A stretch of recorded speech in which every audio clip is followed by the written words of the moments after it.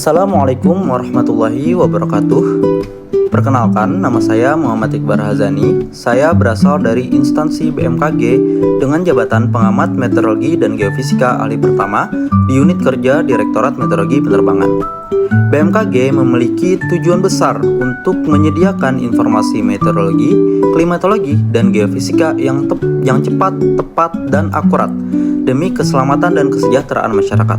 Secara khusus, unit kerja saya, Direktorat Meteorologi Penerbangan, memegang peran krusial dalam mendukung keselamatan transportasi udara nasional.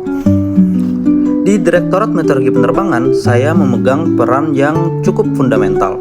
Saya bertugas mengelola data meteorologi bulanan dalam bentuk sandi klimat yang menjadi salah satu pilar data untuk analisis meteorologi dan klimatologi dalam skala yang lebih luas.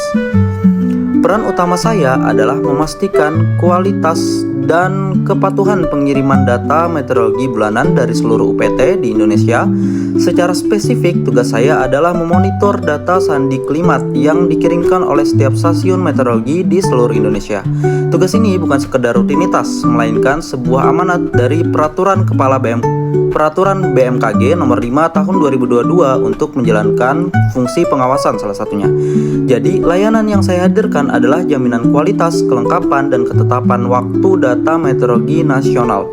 Data ini sangat vital. Di tingkat nasional, data ini menjadi bahan baku untuk riset atau analisis internal BMKG. Dan di tingkat global, data ini dipertukarkan secara internasional melalui WMO.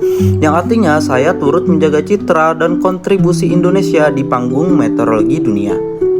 Standar layanan saya adalah terlaksananya monitoring setiap bulan tanpa terkecuali untuk memenuhi fungsi pengaturan, pengendalian, dan pengawasan sesuai regulasi. Dengan memastikan setiap data valid dan terkirim, saya berkontribusi langsung pada tujuan besar BMKG dalam menyediakan data yang terpercaya bagi Indonesia maupun dunia. Dalam menjalankan tugas ini, saya terus mengasah nilai-nilai Smart ASN. Saat melakukan monitoring secara manual, saya menerapkan nilai profesionalisme dan integritas. Saya harus teliti, cermat, dan memastikan setiap data yang lolos dari pengawasan saya benar-benar akurat sebelum menjadi representasi Indonesia di level global. Namun saya menyadari proses manual ini memiliki tantangan.